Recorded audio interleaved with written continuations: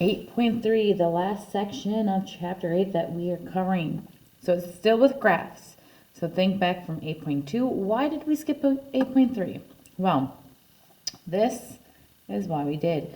Because the fact that we are going to have to be able to factor before we can graph. Now these are 3 different examples that these graphs might represent. Now one thing that we have to do is always go through this thinking process, okay? So always our first step is to factor. Then we state restrictions. Is there a hole? So if for some reason something cancels, that means that there is a hole, okay? We have to need a restrictions for this. Our hole comes after simplifying. Is it continuous? Does it have a transformation like how we had before? Did it move left or right? There can be more than one, okay? Sometimes there's more than one. Horizontal asymptote. Did the function move up or down? X or Y intercept. This is where it's going to get tricky, right here. So again, reviewing from chapter or from 8.2, but more tricky stuff. So here I am. First step factor. So what numbers multiply to get -4? That would add together to get -3. It would be x minus 4, x plus 1. Because these two multiply to get my -4, and they add together to get that -3. This x minus 4 is the same thing in the bottom. Now right here, always your next step is state your restrictions. So x cannot be equal to a +4. Okay, now when we did it in 8.2, we said this was a vertical asymptote at 4. This is different now because we had a factor, so it's a little bit more tricky here. So now we always simplify. So if I look at this simplification, what do I have at both top and bottom? I can cancel out these x minus 4s, meaning that my equation that I have left is this x plus 1. Everything on bottom here cancels. I'm just left with this. And remember, that's what y is equal to. So there are no transformations. There are no asymptotes. There are no asymptotes at all here because we don't have a radical anymore, a rational function. We don't have a rational function anymore. So because of that, we don't have this. There are a couple things that we do have. We have a hole because there's a restriction and that restriction's canceled out. There's nothing left on bottom. We have a hole. So my hole is at +4. So if I use this equation right here, if I put 4 into this equation, 4 plus 1 is equal to y. So I have a hole at, where x was 4, and now y is equal to 5. That should be a 5. So when I plot this, I go over 4, 1, 2, 3, 4, 1, 2, 3, 4, 5. And I have an open circle. Open circle. I always will plot that first. Again, there's no asymptotes because everything on bottom canceled. So if I have my x-intercept and my y-intercept, remember, y-intercept means x is 0. So if I take this equation right here and plug 0 in for x, I get that y is equal to 1. So I can plot that point, 0, 1. If I plug 0 in for y, so now in this case, x plus 1 is equal to 0. Subtract the 1, this is equal to -1. -1, 0.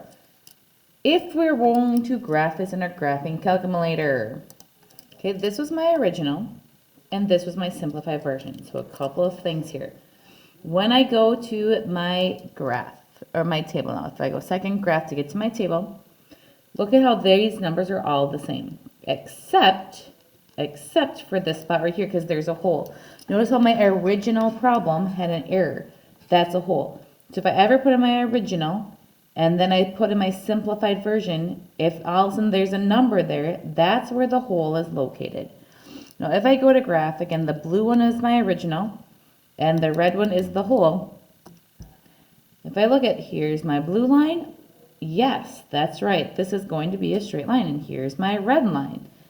So when I'm graphing this, this becomes just a straight linear equation. Now one thing, if I were to zoom in here on that hole, let's say I'm going to zoom in on where that hole should be located. So I change my window so I can try to zoom in on just on what that hole looks like. So if I go to graph, this is my first line. Notice how right there is a hole. There's not a blue mark right there, but then the red mark, it covers it up because we simplified the hole. So yes, even if you zoom in on your graphing calculator, you have a hole. So the second one, I want you to pause the video and factor first. Pause the video and factor. So this is what I get factored.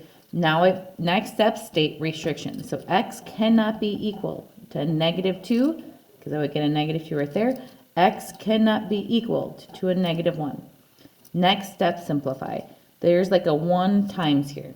So these x plus 1s can cancel. This is 1 over x plus 2. This canceled. This restriction canceled. That means right here creates a hole. So now I have a hole at -1. So I have a hole where x is equal to -1. So if I plug -1 into my equation, that my simplified equation here, it has to be the simplified, that is equal to 1 over -1 plus 2 is going to give me 1, 1. So I have a hole at -1, 1. So if I want to, -1, 1, I'm going to draw an open circle right there first. So I for sure have a hole because I simplified that right there. Now this one's the hole. The first one, this right here became the hole and there was nothing else left over, okay? Here I have the hole, but I still have this restriction. Now it kind of goes back to our 8.2 graphs. So now this is going to be my vertical asymptote. So x is going to be equal to -2. Now I'm looking, there's nothing over here. There's no up or down. So this would be y is equal to 0. So now if I plot my x is -2, bam, bam, thank you, ma'am. And my y is at 0, wapachana. So my y-intercept, remember y-intercept means I plug 0 in for x, but look at, we can't plug 0 in for x, sorry. We can plug 0 in for x. We can plug 0 in for x. My x-intercept, that's what I was trying to say, plug 0 in for y. We don't have anything, we can't be on the x-intercept because that is covered up, so this one is a no solution. Oh my goodness, you guys. So then if I look at my y-intercept, I plug 0 in for x. Again, I'm looking at this original equation, 1 over 0 plus 2.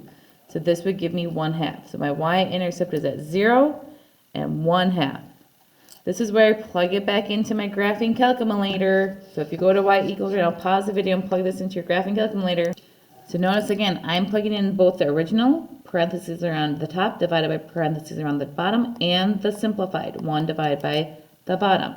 When I go to my table to try to find the nice points that I can plot, well, I have this -3. When x is -3, I have a -1. So I can go -3, -1, right there. And then I have an error, good, because that's at x is -2. I do have that line right here. I have another error at where x is -1, which is right here. That's good because that's my hole. Remember, if it gets removed, that's a removable part. That means that that is a hole. And that's all I have to graph. When I am graphing this, I will be picky. If you graph through an asymptote or through a hole, then that is not the correct graph. I can graph through the point. I cannot graph through the hole. I have to clearly see the hole. And this last one I want you to try to do completely by yourself. And in class, then we will talk more about different horizontal asymptotes because in class there is another little tricky type of graph.